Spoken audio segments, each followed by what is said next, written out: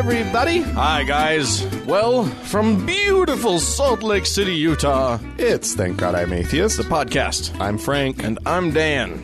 And coming up today, we're going to talk about something that came up in the Members Only Lounge this week. A little question about all this cosmetic surgery in Utah. Yeah, it was actually an email. But that's was okay. it? Yeah. Oh. But, yes. We could have played it like it was in the Members Only Lounge. I could have done any number of things, but I decided to correct you I instead. thought I was getting a plug-in for the... Yes. No? Well, no, we still got the plug-in, and I got to correct you. So literally all the things are good.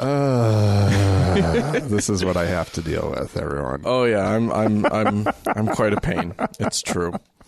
Anywho, well, that's coming up. Well, yeah, we'll be talking about why you and I, Franklin, will be wildly speculating in ways that we probably have no right to do about. Why do Mormon women have so much boobs? Yeah, So much fake boobs. yeah. We'll talk all about that coming up in a bit. In the meantime, why don't you tell us all something we didn't know? Well, I'm going to just start with the thing that everybody heard about this week. Guaranteed. Okay. I don't know how you would have avoided it. Yeah. Donald Trump put his big foot in his mouth. His tiny foot into his size big mouth. His size 4 foot into his size 12 mouth. And when questioned, right, about abortion and what should happen, should there be penalty? Like, if abortion's illegal, should the woman,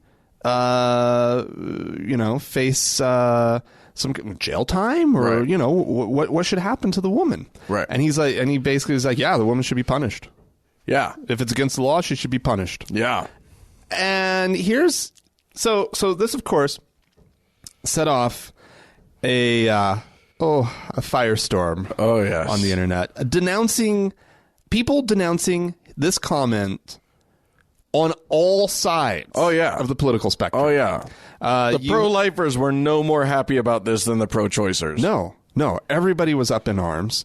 And here's what I was sitting there going, well, but he's the only one making sense here. Yeah.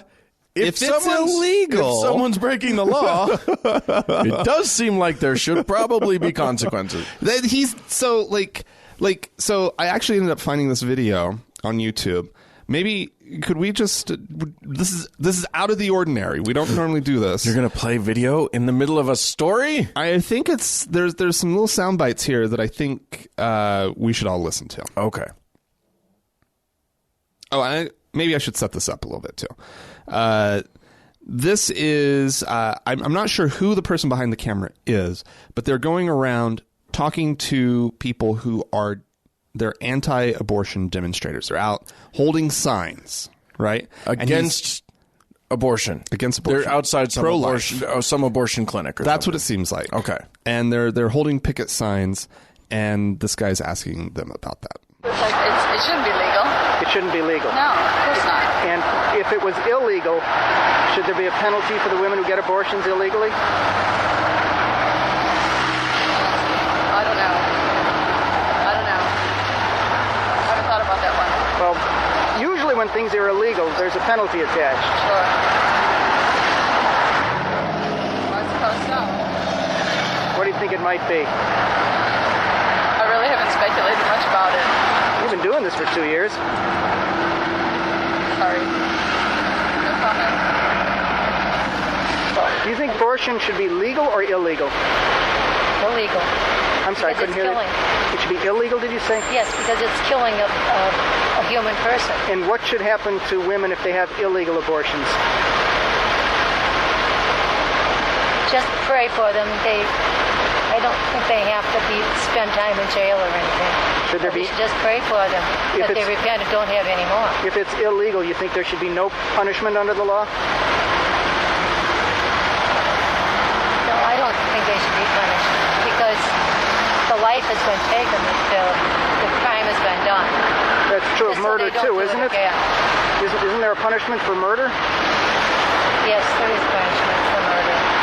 It is taking up the life. So why should there not be a punishment for a woman who has an illegal abortion? As the other one said, it's kind of between her and God.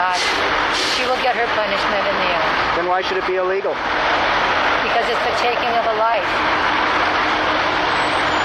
There's life there from the beginning till natural end. Isn't that a question between a woman and her God? Yes, but it doesn't seem like it's been being done that way. Is that your judgment or God's judgment? Oh, And it goes on and on. It's On and on. It's a 6-minute long, almost 7-minute long video. That's really fascinating, actually. Mm-hmm. I heard an interview with a woman who, like, because after all of this blew up, of course, everybody's scrambling to find someone in the pro-life movement to comment on it or whatever. Mm-hmm. And they got the president of, like, the Susan B. Anthony Prize, I guess, or something like that, which is a pro-life organization. Okay. And she was saying, and she just kept saying, we wish that it was unfortunate that we welcome Donald Trump as a convert to this way of thinking, and we understand that he's new to this way of thinking. We wish he had been more educated about it, of course, because we in the pro-life movement, of course, we don't want women punished for this, but we do want, because women are also victims of abortion. Women are also, blah, blah, blah. This is crazy talk. Yeah. You're absolutely right. They're crazy. Like, these people, the fact that they're just, they can call it murder all day long. And then the woman somehow not process the thought that, oh, wait, but a murderer needs to go to jail. Yes. That's what has to happen to murderers. If that's what it's we do. Murder. So this isn't murder. It clearly in their head they're just throwing around the murder word. Right. Just because it's incendiary and they're just trying to make a point. But it's not what they really mean. No, not at all. Clearly. It's not even remotely what they mean. That's fascinating. And that's as far as I've gotten with it. In my Yeah, head, because it was this crazy thought where people are like jumping all over Donald Trump. Right. And I go, well, that's the consistent position. Yeah. That's actually that's where you'd have to take this. Right. Yeah. And I had never thought about that. No. And nobody had. Not enough. Well, that's the thing. Had. I mean, and so Trump changed his position later that day. Oh, yeah. And said, oh, no, it should be the doctors who perform the abortion that should be punished. And it's like, wait a minute. First of all, you think that once abortion is illegal, it's going to be doctors performing abortions?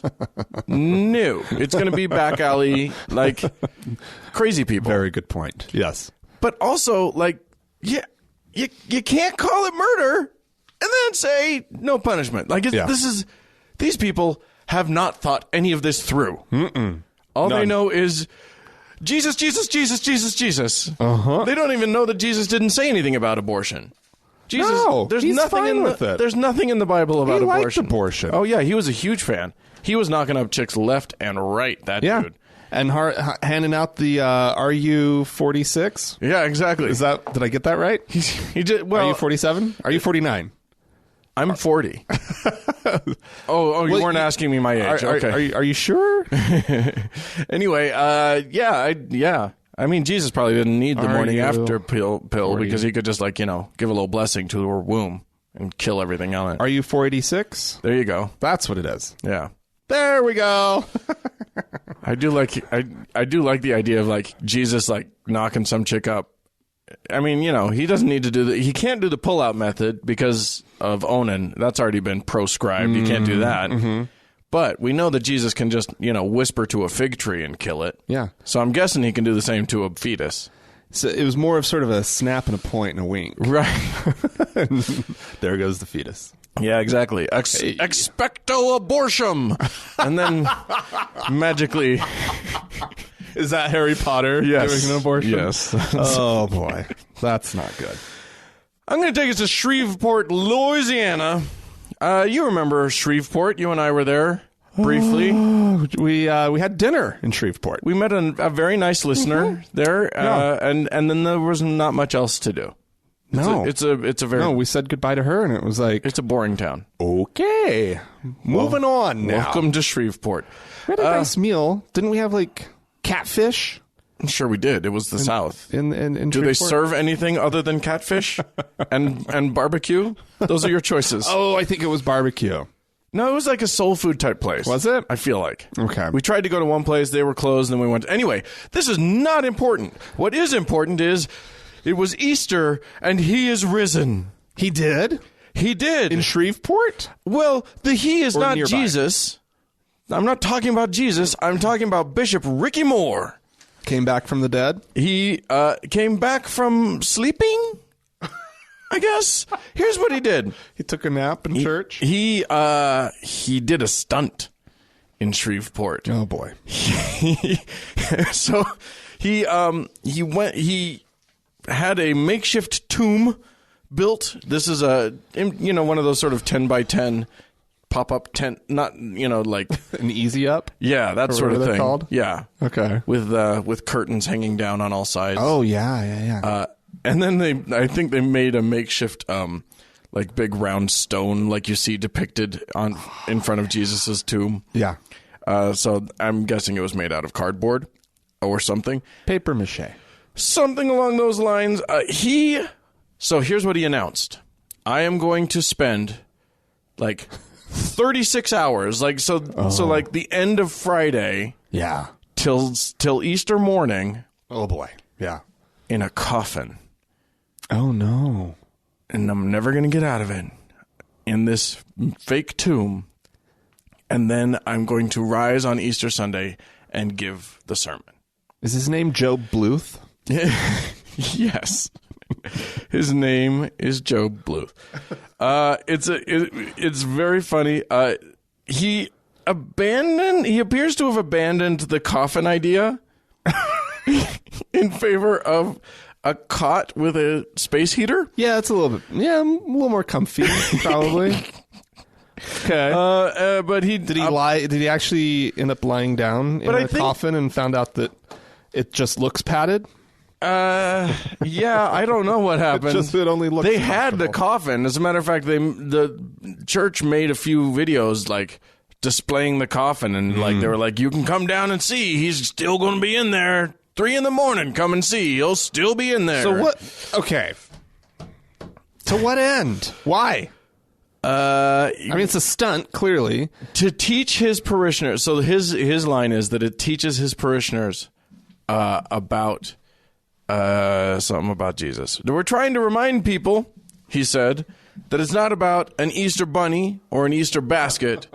It is about the death, burial, and resurrection of Jesus Christ. You know, at some point, the pagans are going to have to take back Easter. Well, here's the trick. Because, they're really not. Because 99% of the way that every human being still celebrates Easter, regardless of their religiosity, is still the pagan shit. Yeah. 99% of it. I mean, it's chocolate and it's bunnies and it's eggs, and none of them know why. No. But that's what they're doing. Yep. The pagans still have it. There's just this weird talk about some dude getting murdered in the middle of it. Yeah. If more people watch CBS Sunday Morning, they would know why, because they did a nice little explanation of where the Easter Bunny comes from. The fertility rituals and stuff of the. Well, it was originally a hare. First of all, Sure. there was no bunny involved. It was a hare, It's a rabbit. and he did deliver Easter eggs, which is interesting, right? It was a hare that delivered eggs. Okay. And but they didn't really understand. So like early pictures of him, it's a hare, but there's like this basket hanging from its belly full of eggs, and there's no physical way that it could possibly have like actually hopped around. And then I forget when but this was like 1700s. Sure. And then and I think it was German, if I remember right. I mean, then- the ancient origins go way back before then. Right. I'm sure that the bunny and the egg thing came around then. But yeah, it was the worship of a Germanic fertility goddess. Yeah, isn't that fun? Yeah. Yeah. Which is why there were lots of eggs and bunnies. And which is why Jesus while he was born on one day every year, he dies on sort of around this area, this time of the year. It's usually this. It depends on what the moon's doing. Such a holy day, though. It's the holiest of all the holy days. Well, because you get a new dress, and you get to look pretty. Hat. You get to wear a hat to church. Wear a hat to church on Easter. Sure, do it. My sister-in-law does that in Mormon church. That blows everybody's mind. Really? Uh-huh. Huh. Because that wasn't a thing? That was always a thing in our ward. Right, but you were in the South. Well, not really, but... Southish. More souther than Utah. Anywho. Good. All right. No, that's not a thing here. I never saw a Mormons hat. don't do that? I never saw a hat in church my entire growing up. You never saw a hat in church? No. Women would wear a hat on occasion. It wasn't a normal thing, but on Easter it was... Yeah, ladies would put on an Easter hat. In parts of the country, hat. I understand that it's de My mom rigueur. never did. I don't remember my mom wearing hats. Yeah, no But there were a hats lot. in church, period. My entire life. There That's you go. Very strange to me. So happy Easter, everybody. He is risen. And he is just a preacher. Well, while we're down in that part of the country, Sure. let's move over a state. All right. Do we have to? Oh, but it's Mississippi. Oh, goody. Sorry, that was kind of a goofy laugh. So, never fear, churchgoers in Mississippi. Oh, good. You never have to fear again.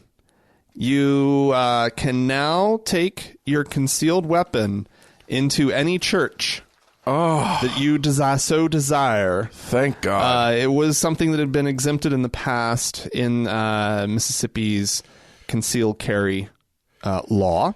Yeah. But now, because they recognize that there is a need for church security to be armed. Yeah. And so this is important. It's very important. You need these folks to be able to have their guns, and also you need a clause in the law that what's the right word? Relieves them of any liability if they shoot and kill someone Oh, my God. while protecting the church. What? So, someone runs into your church yelling, blah, blah, blah, blah, and you get scared enough, and you shoot him and 4 bystanders. You're Totally good. Yeah. As long as, it seems justified. Sure. Yeah. Sure. Yeah. You are where is this? So Oh, my God. yeah, so anyway, here is the bill's author speaking. I wish we lived in a world where this bill wouldn't be necessary. I do, too. I really wish that we lived in that world. Oh, wait. He's both a state representative, clearly, and Baptist deacon. Of course he's a Baptist deacon. And so it passed the Senate. Well, I think first it passed the House, then it went to the Senate. It got rewritten a little bit, and now it has to go back to the House for final approval. So it's not law yet. It's not law yet. Don't go shooting anyone in church just yet. It is clear that this thing's going to go sailing through. So, yeah. It's funny because I have seen even in just the last year or so, I have seen at least 2 cases of a gun going off in church just accidentally because it was there. Somebody had brought a gun in and I don't know if they were fiddling with their pants or whatever, but the gun, there was one in Pennsylvania where a guy's gun just went off and he shot himself in the hand. It's not very reverent. No, that's no way to do it. He gave himself a stigmata. Yeah, he did. It's a miracle. A very painful, embarrassing miracle. The way they're phrasing this is that if they used their firearm during services, they would be shielded from liability if they shoot someone committing a violent crime. Oh, okay. So if someone's committing the crime. Phrased, yeah. I found a very the way that I found this was through a very alarmist post about it. I mean, anything like this is outrageous in and of itself. But like this was like that they're claiming that they were like creating Christian soldiers who are going to be marching and enforcing. Like it sounded like they were turning Mississippi into Saudi Arabia. The stormtroopers. Yeah, that they would with impunity. These church protectors would be able to go out and act as police. Right. And I read it. I was like, really? That's what they. And so I followed a couple links around the internet and was like. Now, I'm gonna choose to believe the Christian Science Monitor. Yes, instead. Sure. Here's what's interesting, though. If someone's committing a violent act in a church, I can shoot them. Can I shoot someone who's like doing a public like circumcision? I don't know. It's a pretty violent act. I mean, it is violent. I don't know. It's violent. Anyway, I'm going to go on to Colorado, our neighbor to the east here of Utah. There was a school district in Colorado, what school district? Delta County School District, that was allowing the distribution of pamphlets and or various and sundry things, including they allowed the Gideons to hand out their favorite book. Oh, yeah, in schools. This was part of their policy that people could hand out literature. Of course, the FFRF, the Freedom from Religion Foundation, among others, had their objections to this. But they don't like literature? Well, are they anti-literature now? No. But what they did say was, okay, then we get to hand out our literature. Yeah. And so did the Satanists, because Satanic Temple is awesome. So then the district did so the next step was the district was like, okay, so soon we'll be allowing people to hand out satanic stuff too, just so that everybody knows. Because the policy, here's Assistant Superintendent Kurt Clay, who says, the policy says we cannot discriminate what is handed out. We just have to follow the process. There are, of course, rules. They couldn't hand out anything that had any sort of advocacy of violence or anything that was obviously pornographic or anything like that. Sure. But religious stuff was apparently totally on the table. Until the Satanists came along, because after they announced it, they then very quickly announced, a change in policy. We're working on changing the policy. That's not going to happen anymore. Now, hopefully the change of policy is the correct change, which is just we don't allow these materials in anymore. But it could also be they might try to finesse it a little. Yeah, try to do an end run around the atheists and the Satanists, the Satanic Temple. But I tell you what, those Satanic Temple guys are getting such good mileage out of that amazing coloring book that they created. It's just amazing how effective it is. Yeah. It's like the most effective thing that they could be doing. Yeah. To shut it down. Yeah. And what's great is that their coloring book is literally the most innocuous thing on the earth. Oh, yeah. It is just nice. All the messaging is just, it's cute. It's just there's a Baphomet or there's like the pentagram in every picture. Exactly. Yeah, the connect the dots creates a Baphomet inside of a pentagram. But it's cute. Yeah. It's all adorable. And all the little cartoon kids that are depicted are wearing like a little, some sort of amulet or whatever. It's just exactly the right thing. Mm-hmm. Good for them. Okay, well, over to the Vatican, Dan, where there's some bad news. Oh, no. It seems that a cardinal has been misusing money. What? Yeah, this is... What? It's tragic. That's never happened. It's been alleged. Sure. One or the other. Well, I was looking at the word allegations. Right. It's been alleged that $455,000 of hospital funds from the Bambino Gesù Children's Hospital. Oh, no. That's the Baby Jesus Children's Hospital. Yeah. That those funds were diverted to sprucing up Cardinal... Where's the name? Where's his name? Let's just make it up. Giuseppe. I can't, where the fuck is his name? All right. Anyway, His home. there it is. Oh. So the funds were to spruce up the apartment of Cardinal Tarcisio Bertone. Oh. He was the Vatican Secretary of State. He's now an 81-year-old man. He served as the Secretary of State in the 2006-2013. And he's been under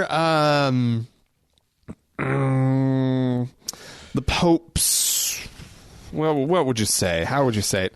The Pope has disapproved of his lavish lifestyle in the past. This Pope. Probably the last Pope was like, just taking notes. How do I get a gold-plated toilet? Yeah, exactly. So he took 2 apartments on the top floor of a large Italian apartment building. Sure. And he created a 6,500 square foot residence. Well, you need that. Yeah. That's necessary if you're a cardinal. I mean, a bishop doesn't need quite that much space, but a cardinal, I mean, come on, you got to be able to stretch your legs. Yeah. Where are you going to put your go-go boys? Oh, apparently. Wait a second. So, okay, I'm going to read the sentence. This didn't jump out at me before. Okay. So you combined and renovated 2 apartments to create a 6,500 square foot residence in the San Carlo Palace next to the St. Martha residence where Francis lives. This is in the Vatican. Yeah, sure. Why not? I was imagining like a large palazzo, out in Rome somewhere. No. So he did this like within view of the Pope himself. Yeah, apparently. How can the Pope not stop this shit when he sees it happening? It had already started. Well, anyway, according to the Cardinal, he is the victim of, quote, moles and vipers. Oh, no. From within the Vatican. Oh, jeez. It's really tragic. Who's leaking this to the press? Yes. Apparently, he has tried to, I love this. He donated $170,000 after news broke. He donated $170,000 to the Children's Hospital in December, right? $170,000 of what he took from the Children's Hospital? Of his own money, right? Which he got from diverting funds. And he said that this was not to pay the hospital back. This is a voluntary donation. Oh, that's very... Not a reimbursement. So kind of him. Right, because that would admit wrongdoing. Right. If he was reimbursing, it would be... No. This is for the children. It's also not the same amount that he took. How much did he take? $455,000. Well, he can't give it all back. Right. And so actually 2 executives from the hospital, of course, are also implicated in the whole thing. The chairman of the hospital and former treasurer. And there's also allegations, of course, that they misappropriated the money. And so it's really funky dunky stuff. It seems like, I mean, he didn't have access to the funds. They gave him the funds. That's amazing. Right. I mean, he applied some pressure. Oh, I'm sure. He went to them and was like, hey, I heard about your Father so-and-so told me about your confession, about you fucking around on your wife. He had something. I can absolve you of that. I'm going to need some money. I'm going to need you to divert me some money. I doubt there was any absolution even involved. I bet it was just simply, you don't want me to tell your wife. Or I can break this news. Or I can make some good things happen in your life. Yeah. Yeah. That plot of land that the church owns that you want to build your house on, I'll pull a string. Yeah. Yeah. This level of corruption, he's not being sneaky or clever. No. There's no wink, wink, nod, nod going on here. Turns out the biggest mafia family in Italy lives at the Vatican. And they can't even have kids. What are they to do? Yeah, exactly. No sons to pass it on to. The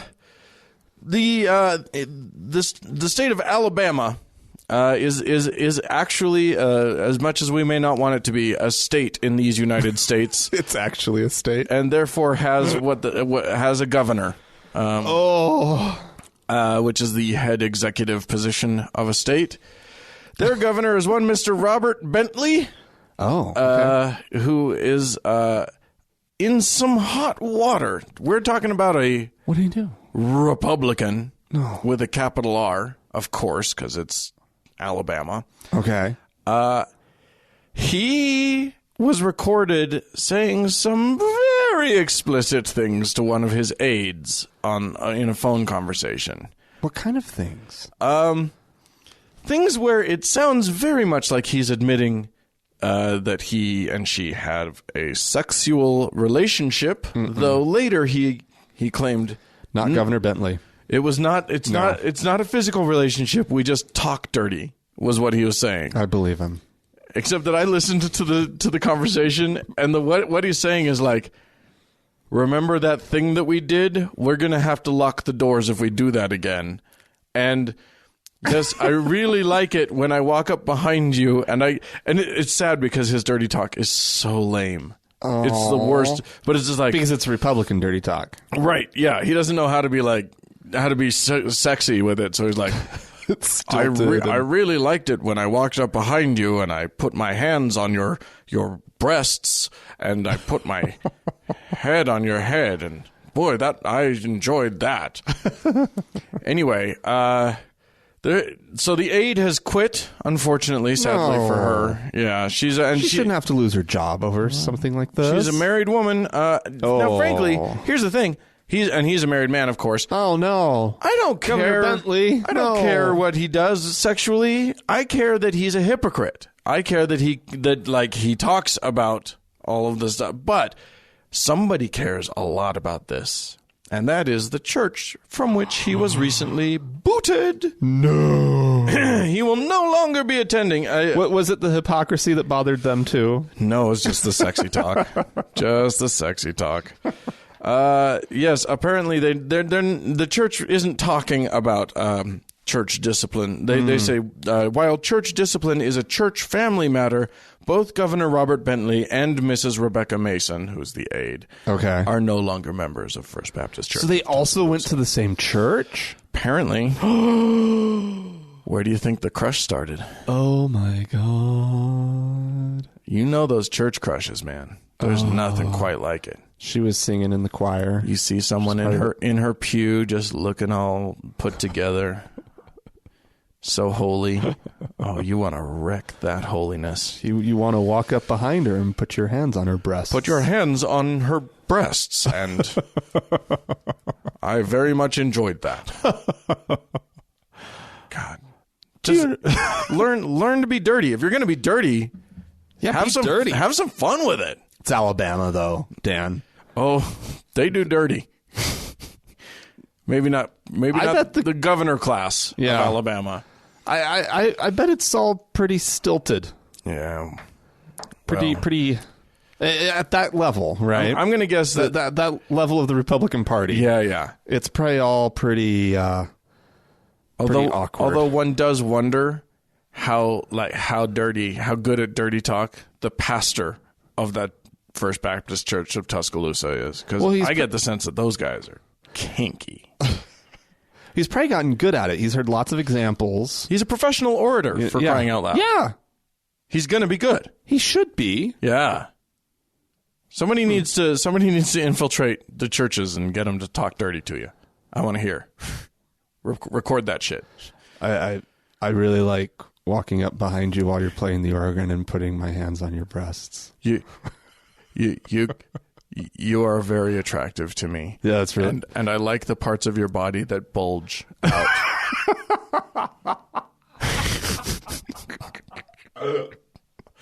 Do you like the part of my body that bulges out? I would like to introduce that part of my body to your parts of your body. I feel that I would find that an enjoyable pastime. Anywho, scandals happening all over the world. Well, kids, if you want to talk to us about any of these things, talk dirty to us. Talk dirty to us, baby. You can write to us at podcast@thankgodimatheist.com. Or you can leave us a voicemail message. Yeah, you can have your own voice possibly appear on our show. The telephone number for that is 424-666-8442. Go to the Facebook page, facebook.com/TGIAtheist. And while you're on Facebook, search for the TGIA Members Only Lounge. Yeah, do that. Request to join. Yep. All that stuff.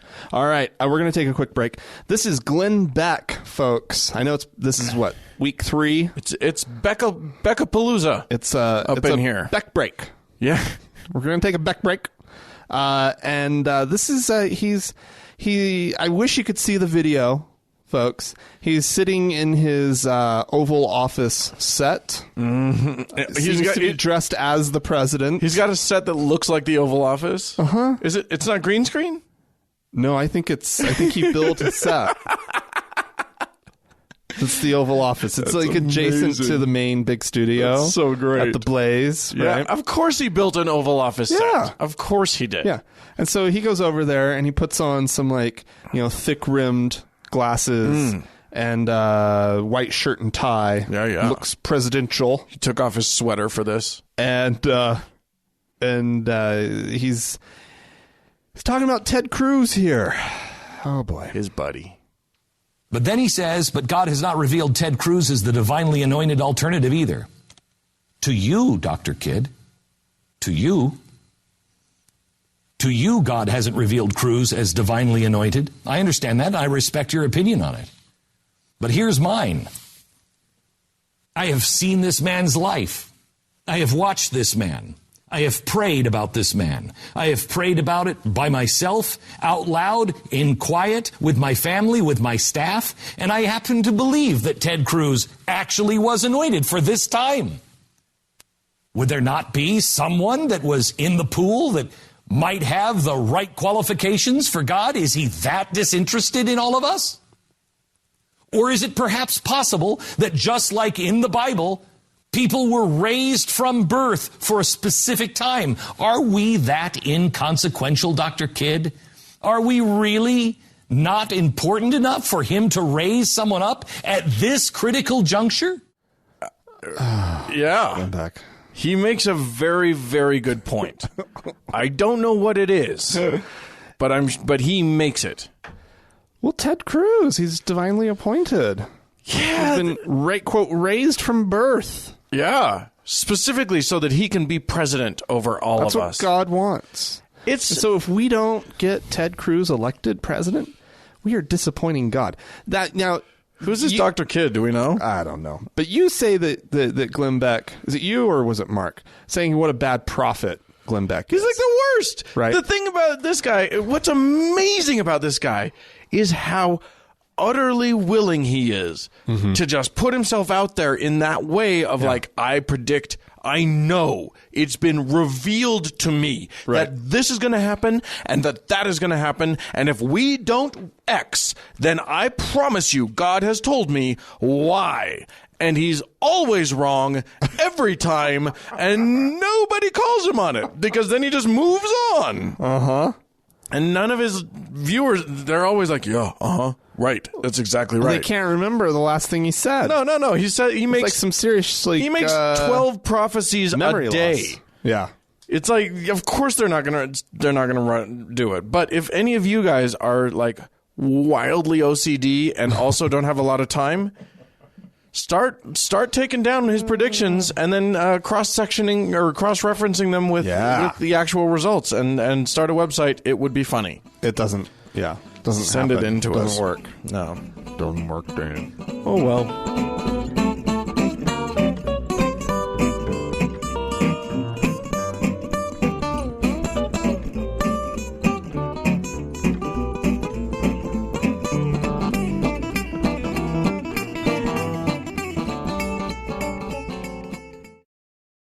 Well, we had some folks write into us. We did. Yeah. I will now read from the book of writing into us. Today's reading comes from the book of email. From 2 email. Chapter 3. That's the whole ball game.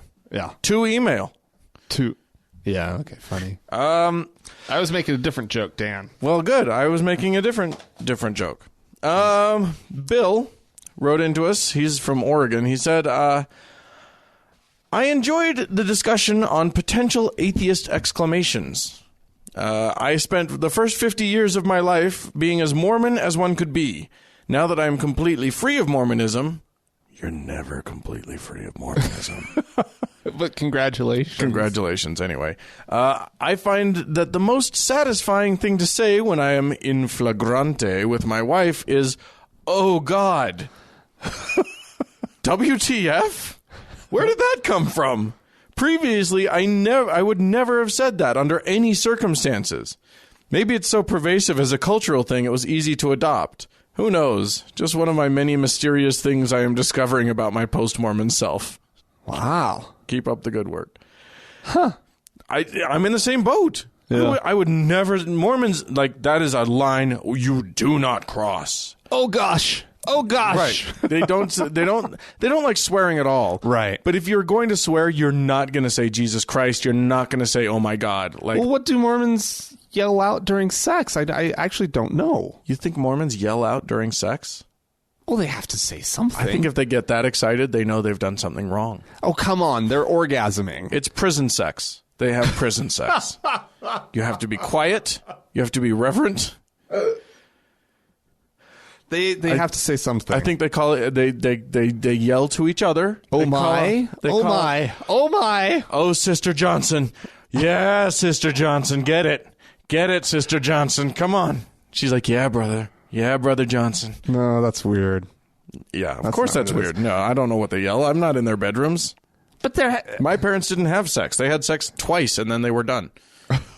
So you tell yourself. I'm convinced of that. The thought of it is more than I can bear. 2 unbelievably fertile people. 2 times they had sex. They had a kid. Yeah. Okay. Yeah. All right. Exactly.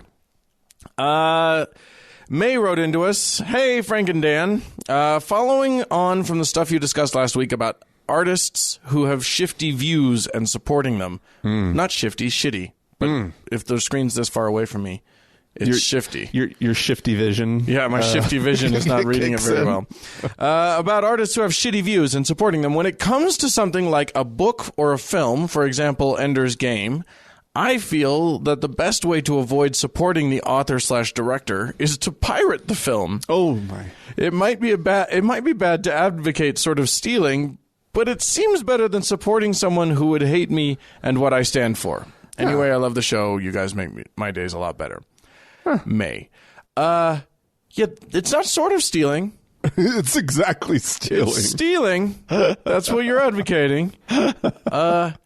My personal ethics say if my ethics don't allow me to support this person, then I don't get to participate in their creation. Yeah. That's my personal ethics. Like if it comes to me free, if I've already got HBO and something pops up, then maybe I'd watch it. Maybe. But I mean, come on. We gotta have a stronger set of we gotta be stronger in our resolve than that, don't we? So you're the one person who's going to come down on torrenting and all that doesn't exist somewhere in the media industry? I'm going to say that, and then I'm going to admit that I have definitely benefited from other people doing torrent stuff. Mm-hmm. Yeah. So it's pretty widespread. So yeah, I mean, I actually don't know how I feel about it, to be honest, because I just can't be bothered. Right. Well, there's more that. than anything, the reason I've never torrented a movie, but boy, when what was it? Napster. I was on Napster like mad, and then it got a little complicated. Right. After Napster, the demise of Napster. Right. And then I was just like, eh. And then I just have never figured it out. Yeah, I get anything like that. The only thing I would ever, so I have my questionable ethics. My ethics are selective. I freely admit this. But if it's something that would be not available to me in any other way, meaning like it's some show that was from BBC and it just never will come to the U.S. There's no plan of it, and I've heard it's great. Right. Then I'll pirate it and I'll watch it. Only because I have no other means of doing it. And it's really on them. Right. That's on the BBC, not you. I consider myself an import-export person at that point. No, I don't know. It's still not okay. I don't know. What am I? These are loopholes in my my ethics, I guess. Yeah, I honestly I haven't thought about it in a long time. I don't even know how I feel about it. Yeah. I think I fall on the side of probably shouldn't. Yeah. Just pay for your stuff so that people, because it's not just like the big fancy people making lots of money. There's right. a lot of people attached to those residuals that's very true. I mean, the writers who, yes, they do well, but they don't do they're not rich. That moaning sound, what is that? I'm guessing that our listeners can't hear it because our mics are tuned to be very, very specific to us. But someone in my next door neighbor is having work done on her home. And Frank and I just had this moment of looking at each other like, the hell are you? I thought it was my phone. Doing some crazy vibrating. Yeah, I did too. And then I was like, is he farting? What is happening? Like multiple changes in pitch. Yeah, exactly. No. Anyway, yeah, it's a very strange sound. Okay. Anyway, we'll move on. But do or don't pirate things. Yeah, do whatever you want on that one. I don't have a position, I have to say. I just remember that there are some people who get residuals who they do need those for their long term. I mean, it's one of those things where like if it's a movie or even a book, the author or the Scott Card is going to get a lot of money off of Ender's Game.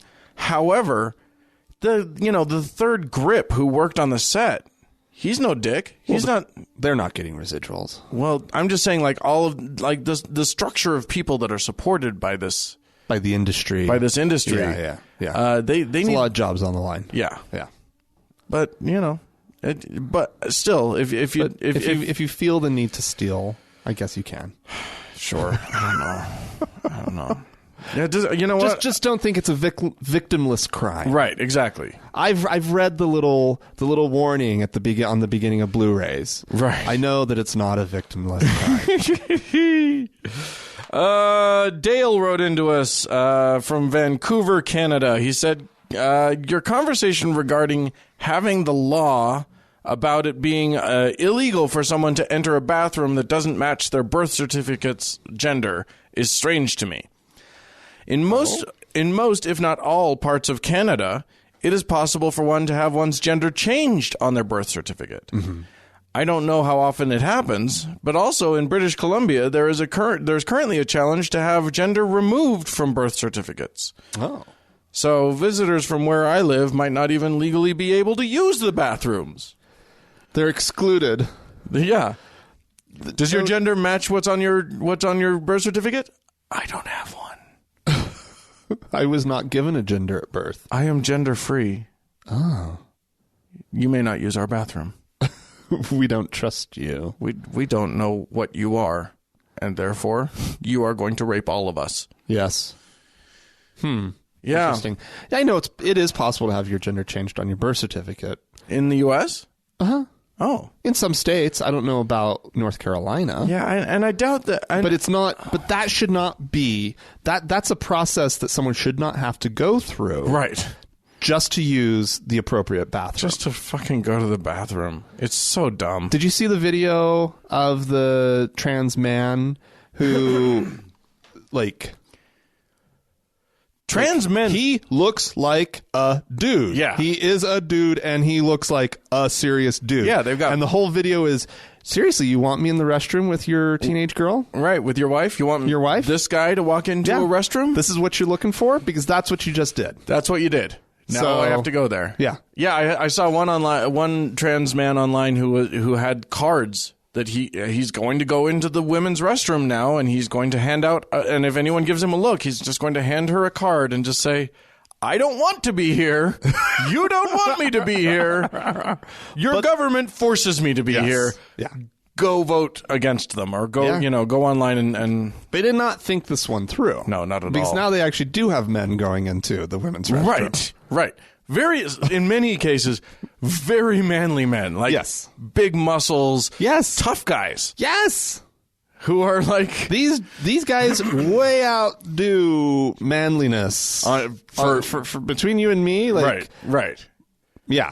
Yeah, they're... Way more manly than me. Yeah, absolutely. Way more manly than you. If you ever... Yeah, look up Buck Angel and decide if you want that person going into the women's restroom. I don't know who Buck Angel is. Who's Buck Angel? Very famous trans man. Oh, really? Again, tough, tatted up. I'm looking up right now. Bald, usually with a beard and big muscles and stuff. Is he a writer?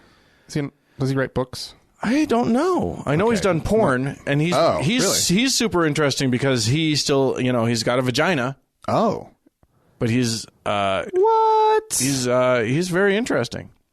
That's a dude. Oh yeah. Yeah, if you look this up, there's nothing about this man that makes you think, "Oh, that's a chick." Yeah, he walks into a lady's room. Not going to go well. No. Oh my goodness. But yeah, I mean that's where we've come to. That's what it is. Bathrooms. It's so important. The bathrooms. Precious bathrooms. Good Lord, must people. protect them. All right, what's next? Last email is what's going to launch us into our final discussion. This comes to us from Jonathan? Question mark? Is that how he spells it? No, that's me trying to interpret what I'm seeing on the page. Guys, what is the deal with so many plastic surgeons in Utah? For a state that seems to hate sex, there are a lot of fake boob docs. Yeah. He said, and he did some reading on it. Anyway, I thought that was an interesting discussion because that's one part of Mormon culture, Utah Mormon culture. And I feel like I've got a pretty good lock on Utah Mormon culture. I feel like I've got it. I mean, I was raised in it. I got it. Yeah. But I'm more of an observer of Utah Mormon culture. But but that was one of the things that has always kind of like baffled me. And so because I wasn't raised in Sandy, Utah culture. Sandy is a suburban city, or Draper or whatever, which is where this kind of thing seems to be more centered rather than sort of downtown. Cottonwood Heights. Yes, that sort of thing. Yes. So you and I have sort of done some reading, not a lot, but some, we've been sort of trying to read up on this and get a sense of where this might come from. And I think a lot of the things that you and I already know about Utah Mormon culture play into this. So we'll take a stab. This is by no means definitive. No. Because there's a lot of assumptions that we're working with here. Yes. But some pretty widely accepted assumptions. Yeah. As well. What we should start with is that Utah is definitely still in the top 10 for number of plastic surgeons per capita. Really? At one point it was high. It was even higher than that. But yes, Forbes magazine at one point labeled Salt Lake City the vainest city in America. America. Salt Lake City? Yeah. Proper? Yeah. I don't find that due in large part to the number of plastic surgeons. Really? Yeah. Okay. 6 per 100,000 people at that time. Well, that doesn't seem like enough. Personally, no. We need keep more. up with the demand that I know is here. 6 per 100,000. That seems high. Very high. Incredibly high. Ridiculously high. Statewide, the numbers are a little behind that, but not far. Okay. So what's going on? Why all the boob jobs? Well, it's not just boob jobs, of course. There's Botox and chemical peels and laser hair removal, microdermabrasions, all of those sorts of things. Yeah, so that counts. Nose jobs, laser stuff. Yeah, I think so. Okay, because eyelid surgery, there's billboards for that all over the place. Liposuction, tummy tucks. Yeah. There's billboards all over, up and down I-15, all over Utah. Yeah, about get your tits did. Yeah, there's the one that has the melons. Have you seen that one where No. it's the different sized melons? It's like which one do you want? Or Right, something yeah. like that. Yeah. I mean, they're not even that sort of subtle about it. Yeah, no, it's not. They don't do subtlety on these things. But the email brings up the point, right. which is this doesn't seem like a very like sex obsessed place, Right. The rest of so the it's rest like- of the country, when you think about getting boob jobs, getting your eyes done, getting your nose done, it's a measure that a woman would take or a man would take to be attractive to the other sex so that they can or the same sex, or the same sex, sorry, to be attracted to a partner or to a be mate. more sexually attractive. Right. Yes. Period. So that's how Yes. you think about it. Yes. It's to be more attractive and to attract someone. Yes. But that's not what's happening in Utah. No. These are largely Married married women Mormon housewives. who are getting these things done. Yeah. It's Yeah. we're not talking about attracting someone. We're Well, talking I mean, about they still do have to attract their husband, right? well, there's a lot of talk about that. Okay. So within Mormonism, a woman the way that women are talked about is that they have the sacred blessing of being mothers and are uniquely capable of the nurture required to make children grow up well. Women are, yeah. Yeah. Men. It's No. better if we just send them away from the home to go and make money Because they're gross and they're not dumb. There's no way they could provide children with the true love that a woman can provide. Right, yeah. That would be impossible. Sometimes it happens, unfortunately, that a man has to end up raising children, and It's that's just embarrassing when it it's does. it's sad for everyone when that happens. Oh, but yeah, Okay. Well, I mean, your dad stayed home for a little while, right? yeah. When Yeah, he was working on a I grew up in degree a or I grew up something? in a feminist household. You Yeah. know? It was my Mormon upbringing was very different than the Yeah. Mormon upbringings of many of these people. The pressures on a Mormon woman start when they're children, when they're young girls, and they are talked to ad infinitum about modesty and how they dress, about not sending the wrong signal to the boys. Right. And about how they have a precious gift to guard, Right. which is their virginity. Yes. Andrea, my wife, recalls at one point, literally, she and all her sisters, she's one of four girls, crying on a Monday evening, because Monday evenings in Mormon land are family home evenings where you spend time with your family. And this was like the 10th week in a row that their dad chose to talk about, what do they call it? What's the Mormon word for it? Chastity? No. God, it's a word. Modesty. No. It's a word that's a much grander word, but they only use it to mean sex. What?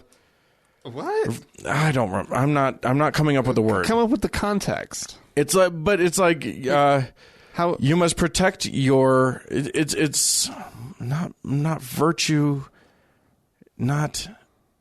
Anyway, it was about how having sex is the second worst sin. Having Okay. outside of marriage, having sex is the second worst sin next to murder. Right. And it's the worst. And like, their dad would just harp and harp and So harp. they all start crying? There was one day when they all just started crying. Can't we talk about anything else, please? He was a father of 4 girls. There was nothing else on his mind. Yeah, exactly. So yeah, this is the messaging that comes down Poor to guy. the girls and women of Mormonism. But then they grow up. Yeah. And they find themselves a husband, hopefully before they're an old maid at 25. Well, yeah, no, it's early 20s. Yeah, it's got to be. If you can pull it off at 18, More power to you. Well, I mean, that's probably why they lowered the missionary age. Yeah, exactly. If you have to go on a mission, girls, get it out of the way quick. Yeah. So that we can get you married. And then the messaging becomes different. You're a mom. You got to be a mom. Mom. Don't stop momming. Mom. And perfection. Perfect clean house. Perfect kids. Perfect. Your presentation of yourself and your kids has to be perfect. Yes. Like flawless. Do you have that Gordon Hinckley quote? Yeah. Well, all it said was Gordon B. Hinckley was a prophet and president of the LDS Church and beloved, much beloved of the church. And he was talking. That's not it. He was talking to women. He was giving. Yeah. So in 2000, this was in 2003. And we can get the gist of it. Yeah. He said it was basically like, sisters, go into the closet and cry, and then when you come out, have a smile on your face. A resolute smile or something like that. A resolute countenance of happiness or joy or something like that. And a happy countenance. Yeah. Smile on your face and a happy countenance, I think is what he said. So it was like, go into the closet, cry all by your fucking self. Yeah, don't show your husband that shit because you don't look pretty when you're crying. You look awful. Well, and don't burden anybody else with your negative emotions. Right. It's all about this positivity. Right. You know? You're because only allowed to be happy. You should always be happy. You are so blessed.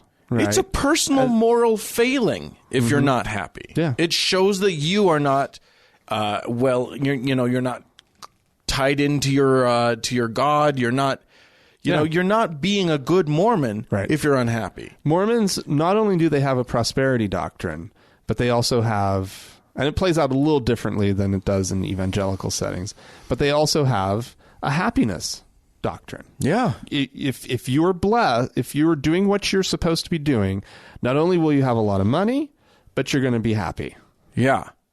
Yeah, it's not. Yeah, and if you're not happy, conversely, if you have not achieved happiness, you're Mormoning badly. It is a sign that you are doing it wrong, and you can't admit to that. No, that's not okay. So yeah, Mormon women feel this intense pressure to be perfect. Right. They're told that they need to be pretty for their husbands. Mm-hmm. They are told that if their sex life isn't good for if their husbands aren't having a good time with the sex life, they need to step it up. Right. Hence, two things. Utah becoming the highest usage of antidepressants in the country. Yep. And Utah becoming boob job capital of the world, other than Brazil or whatever. Yeah. Yeah. I mean, women have to be perfect. Yeah. Now, and there's a look too that they're all going for. Yeah. And it's so off-putting to me. I don't know. Oh, no. I'm not a straight man, so I don't know if like that way overdone blonde hair. Yeah. And the perky boobs and the bedazzled everything. Yeah, the jeans with all the crap on them. Yeah. I don't know. Is that sexy? Not to me, no. To somebody, I'm sure. It looks like, but perfection. Well, they're grooming. They must spend forever. Nothing is out of place. Yeah. You will not see anything wrong. It's hours and hours. Yeah. And thousands and thousands of dollars to get to this point. But yeah, they're, it's all Donnie and Marie in Utah land because of this crazy pressure that Mormon women feel. So they get themselves all hacked up. It's so interesting because Mormon women don't even talk about sex. They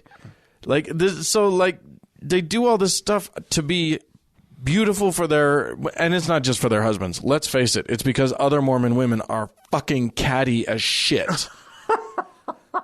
In that super passive aggressive way, but they are. It's this gossipy, catty nonsense where it's like, is something wrong, Sister Johansson? Because you just look like you're so tired lately. Are you okay? Yeah. And they're gonna feel it. They know. Yeah. You're going to hear about it if you're not up to snuff. Yeah.